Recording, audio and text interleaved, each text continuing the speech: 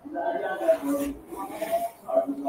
guys, what's up? Baby Sean Winnie today. Tara, pag-usapan natin itong naging sagutan between Secretary Remulla at yung dalawang Tulfo brothers na nasa senador. Nagpakita na walang kagatul-gatul na mga kabubuhan. Nakakahiya sa isang abogadong gaya ni Senator Marcoleta. Talaga naman wala akong masabi rito. But anyway, even before we get into this, maraming salamat sa compilation na ginawa dito ni Old School Pinoy. Tara, pag-usapan natin.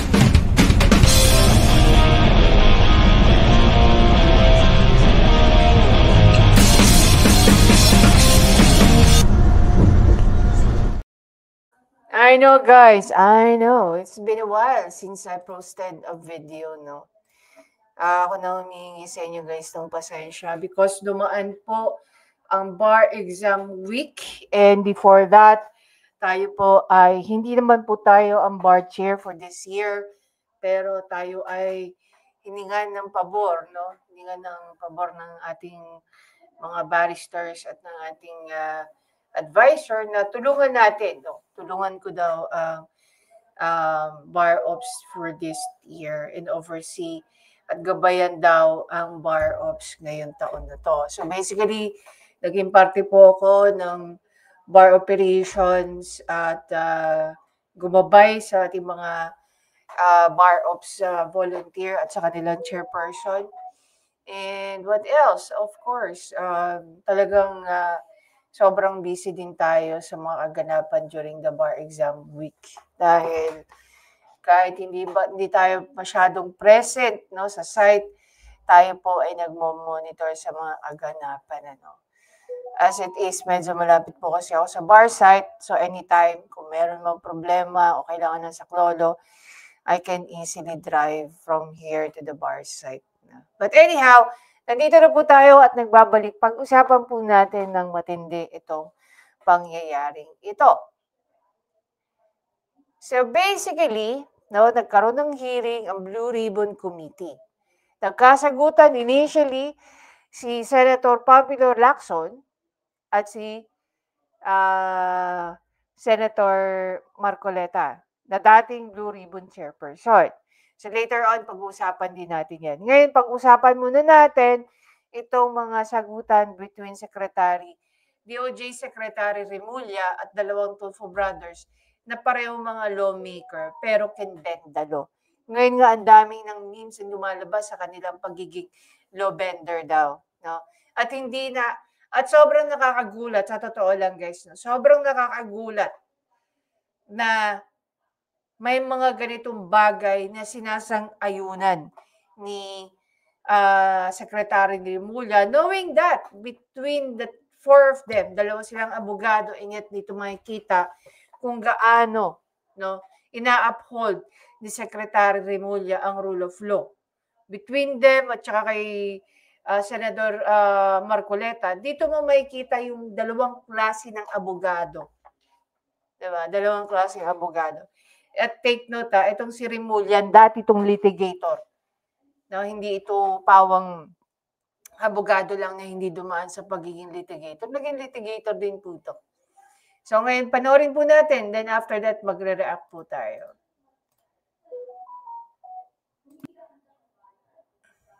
Sir, it can come before. You cite the law that it come before. Wala nga po sa batas eh. Huwag po ninyong babaguhin ang batas, Mr. We are Secretary. operating. Hindi po batas ang pinag-uusapan. Wala ho tayong pakialam sa batas. Akin ko kasi, hindi lang po batas na nagdidictate dito. It's also what is morally right, what is expected of us. Yan po kasi, kahit hindi nilagay sa batas, mga given po yan sa ating lipunan. What do you mean by that, Mr. Secretary? Kasi wala nga sa batas yung ano. Wala nga sa batas. Yung Then, requirements anong ilalagay mo sa batas? for admission to the witness protection. Ang restitution is not part of it. Yes, it is not. Oh, pero hindi mo nangangahulugan na hindi namin pwede i-layout yan depending on the case. Mr. Secretary, I am still in the stage where a particular applicant wishes to apply under that program. And there is a process. In the process, restitution is not one of the requisites. Is that correct? Opo, pero if it's in terms of this case being a financial crime, sir, this is a crime against the Mr. financial Secretary. status of the Filipino people, of the Philippine Republic. I think that it's just right. Mr. that we ask. Secretary, are you amending the provision of the No, law? sir. No, sir. But that is how we run the Witness Protection Program. As a lawyer, Mr. Secretary, may I ask you, in a criminal prosecution, the civil liability is impliedly instituted. Is that correct? Of course. Kaya nga eh.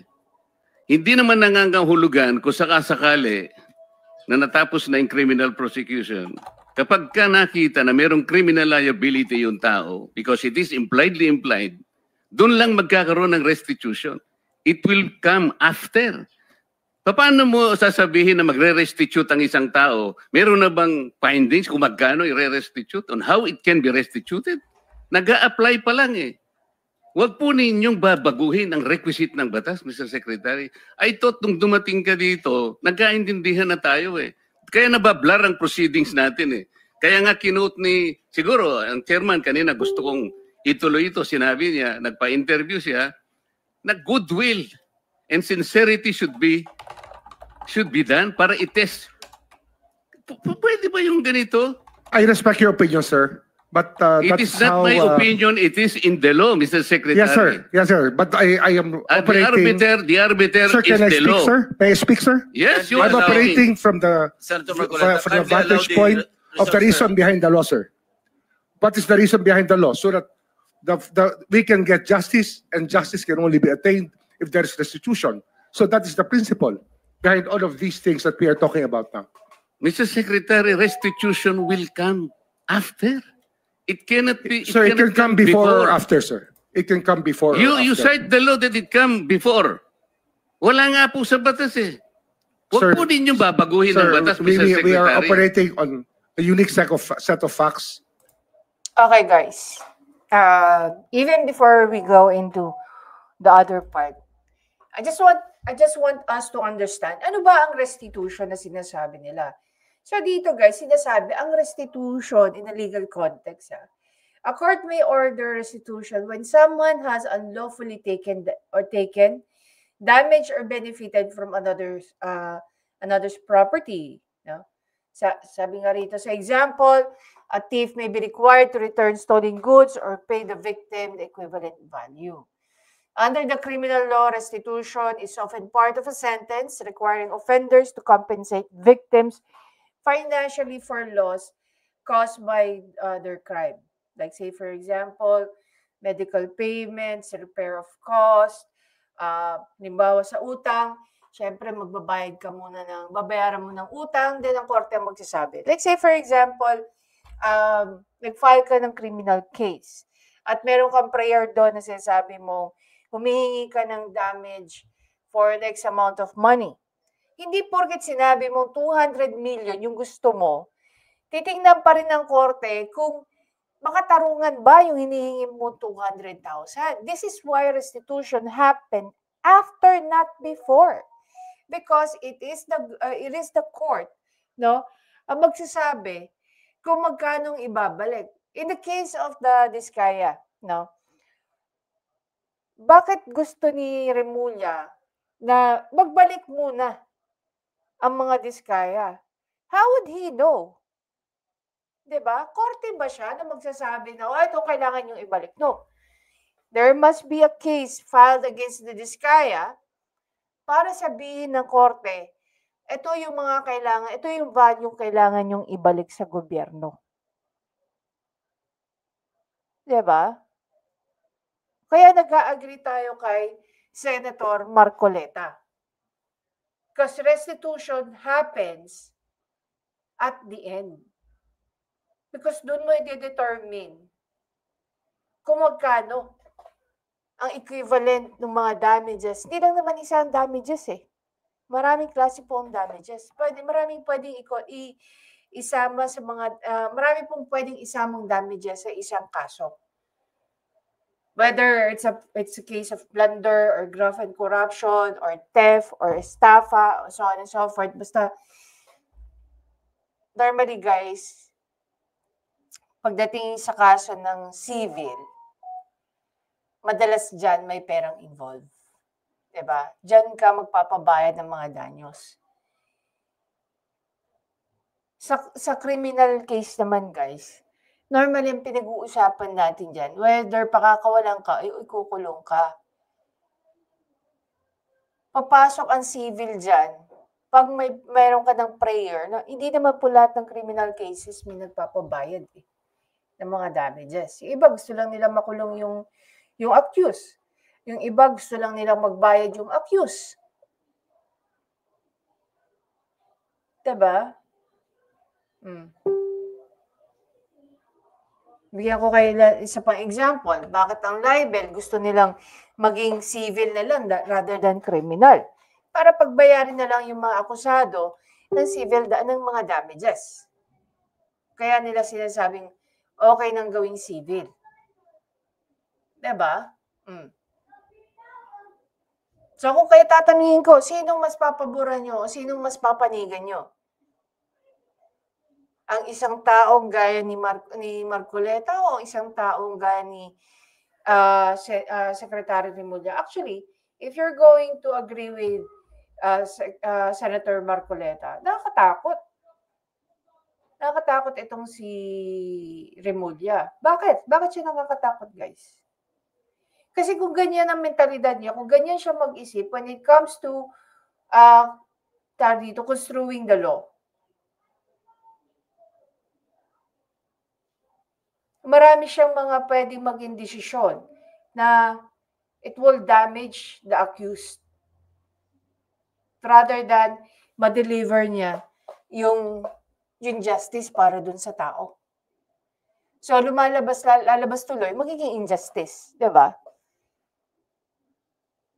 Do you recall nung sinabi niya gusto niyang kasuhan yung mga nag-interview kay General Bantag? Tapos question din siya ni Coco Pimentel about dun sa sinasabi niya. Bakit makakasuhan yung tatlo? Obstruction of justice daw. In-interview lang nila, hindi nga rin nila alam kung saan ang whereabouts ng tao. Paano naging obstruction of justice? See? Balik tayo. And we are, all of these matters are being evaluated because the gravity of this financial crime cannot be underestimated. And that the more assets that we're able to preserve at the outset, the better for our country, sir. Mr. Secretary, I'm very sorry for such a reasoning like that. Alam mo, nakikinig I'm very ang sorry, buong sir. bansa. Also, sir, I'm very sorry too, if you do not agree with me. But I respect your opinion, sir, and we will carry out our job as we deem fit, as we see. Mr. Chair, I said Ito yung nakakatakot opinion. Alam niyo guys, ito pinost ko nga rin to sa Facebook ko. During a recitation, pagka tinanong kami ng isang professor, any professor, no? Any professor. Pag tinanong kami ng isang professor to recite a jurisprudence, diba? Pag ganyan,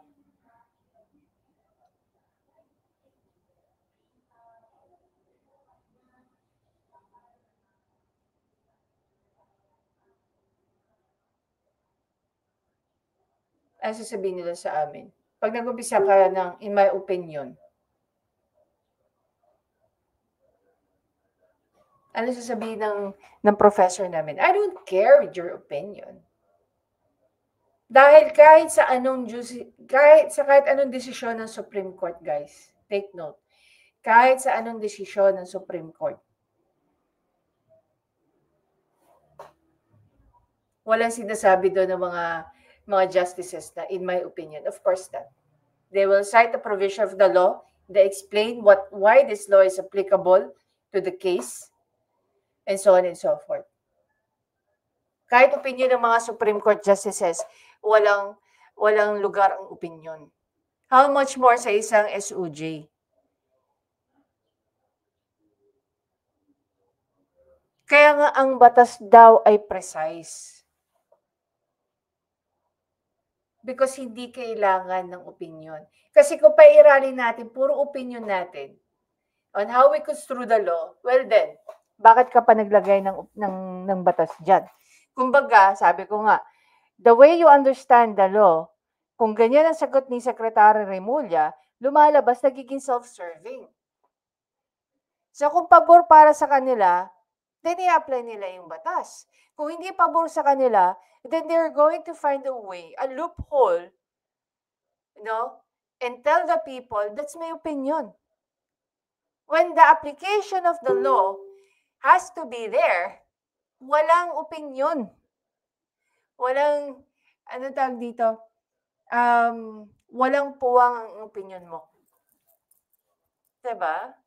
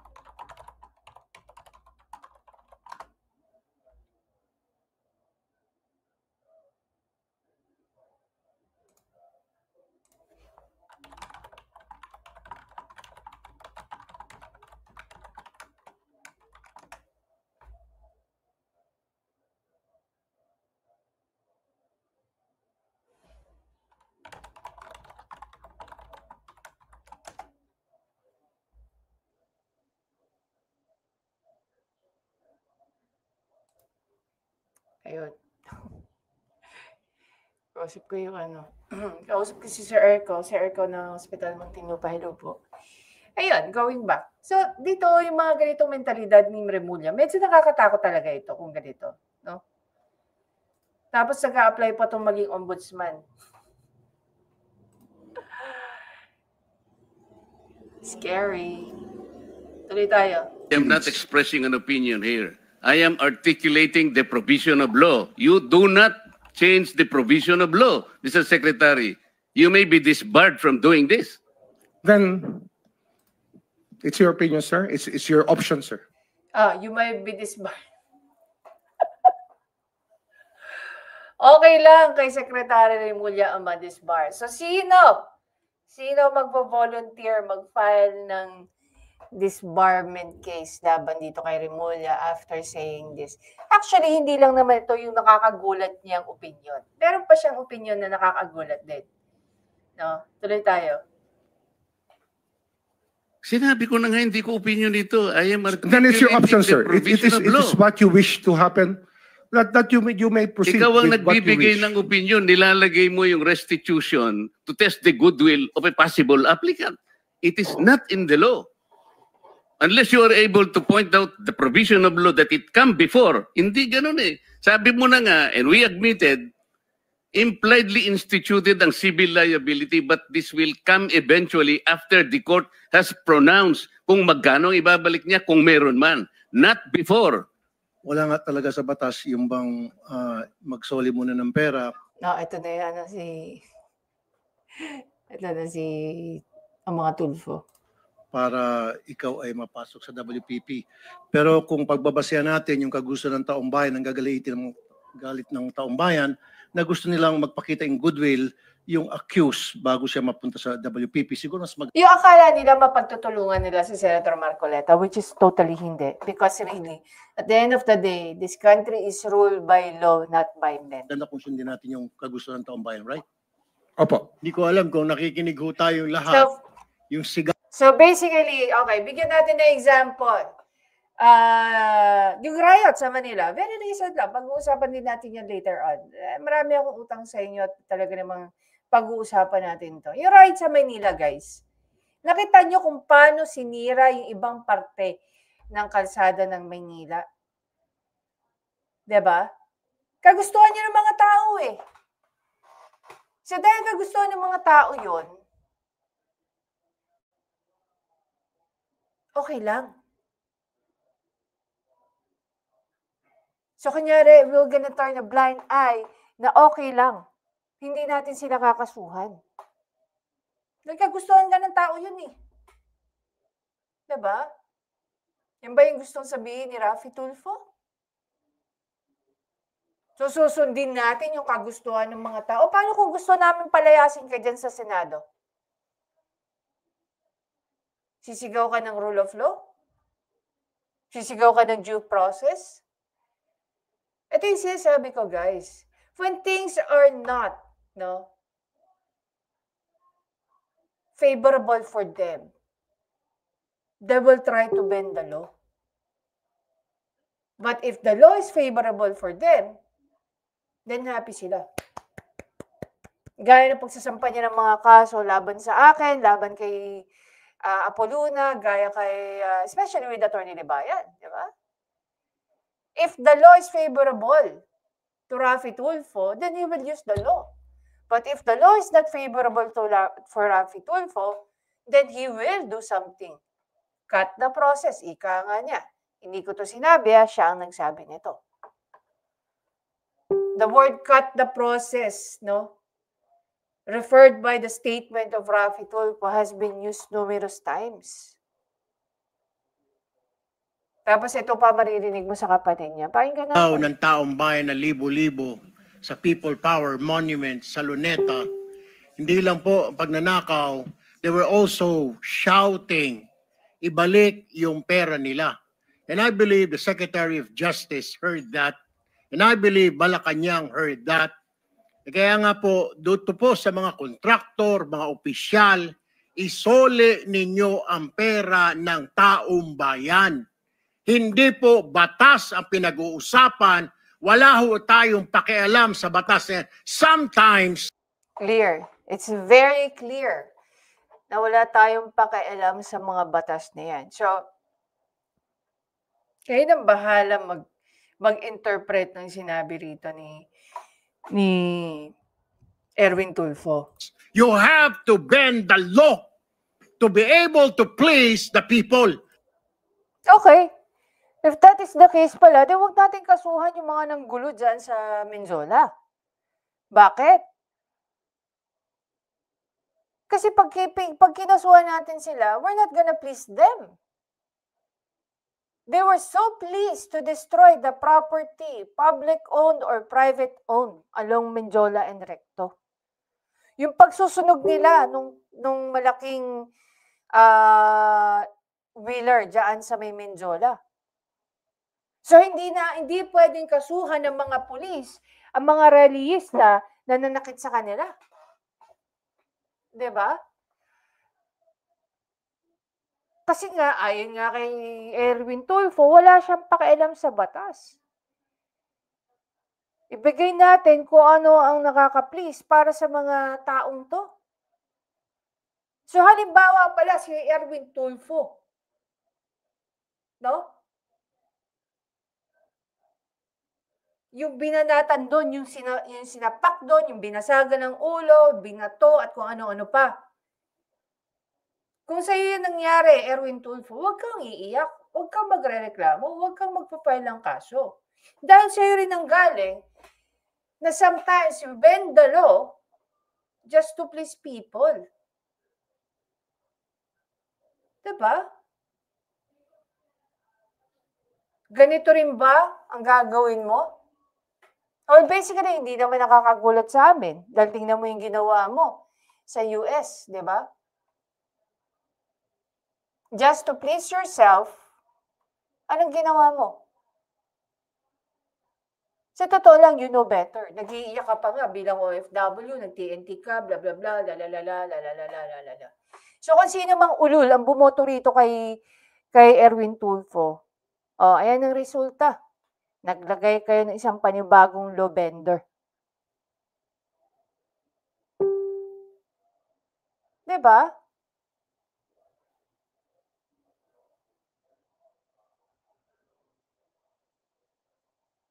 Alam mo, dapat ito ma-question. Ma-filean to ng ethics, itong magkapatid na Tulfo na to for saying all that. Dahil nakakatakot. They are actually, it's not anymore insinuating that it's okay to bend the law to please people. Some people might, no? May mga tao na pwedeng ma-interpreto, okay lang palang maging kriminal.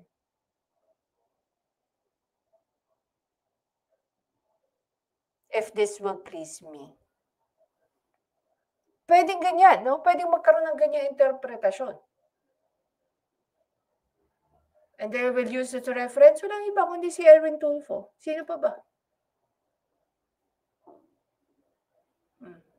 Ano sasabihin ng tao? Sabi ni Erwin Tulfo, ganito, ganyan, ganun. And by the way, this is on record. Mas mataas po ang taong bayan sa batas. Am I right, Secretary Remulla? Ikaw ang With what you nagbibigay wish. ng opinion, nilalagay mo. This is how stupid they are. Mas mataas daw ang taong bayan kaysa sa batas. And here we go. Meron tayong kasabihan. And there's even a legal maxim. Very common, very easy. Every law student during their first term, first year. Yan ang unang-una nilang nakakabisado. The law may be harsh, but it's the law. Duralex said lex. Tapos lagi natin sinasabi, nobody is above the law. Which is contrary sa sinasabi ni Erwin Tulfo. Bakit hindi ako nagugulat sa tandem nito ni Remulla at saka ni Erwin Tulfo? Simple lang. Pareho silang mga aso ng mga Marcos. Diba? Bumalik tayo. Bakit inalaw? Bakit inalaw? Okay? Bakit inalaw ng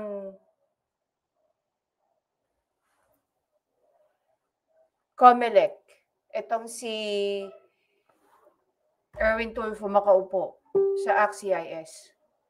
Hindi nga siya inapprove. Diba? Ng CA to be a DSWD because of his questionable nationality. Tapos ginawa niyo pang senador, maulol kayo. Kung sino man kayong bumoto sa kanya.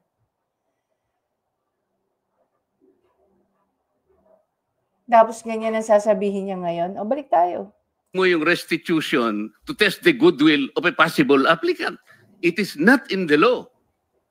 Unless you are able to point out the provision of law that it come before. Hindi ganun eh. Sabi mo na nga, and we admitted, impliedly instituted ang civil liability, but this will come eventually after the court has pronounced kung magkano ibabalik niya kung meron man. Not before.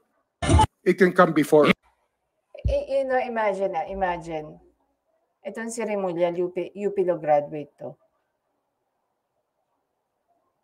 Diba? UP Law graduate to. This is very disappointing sa isang UP Law graduate. Diba? They cannot even cite any part of the provisions or any jurisprudence from the Supreme Court that restitution can happen even before the trial. Diba? Yun lang naman hinihingi ni Senator Marcoleta eh. Cite me a provision or most probably a jurisprudence that even the Supreme Court itself said that it is allowed. Maybe the appreciation or how Remulla constitute the law is so different. Gaya nga rin sinabi ko, when the law becomes favorable to you, then there's nothing to change. But if the law will go against you and will not favor you, then alam na natin mangyayari. Diba?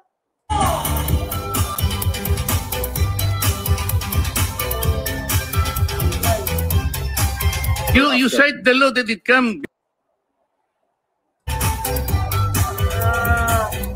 before. Wala nga po sa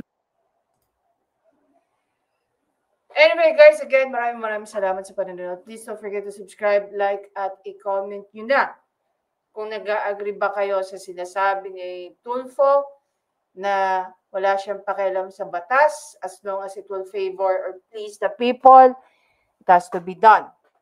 Diba? And hindi ba kayo natatakot sa way na mag-isip itong mga Tulfo at itong si Secretary Remulla on how they basically construe the law and apply the law? Diba? I'll see you in the next vlog, guys. Bye.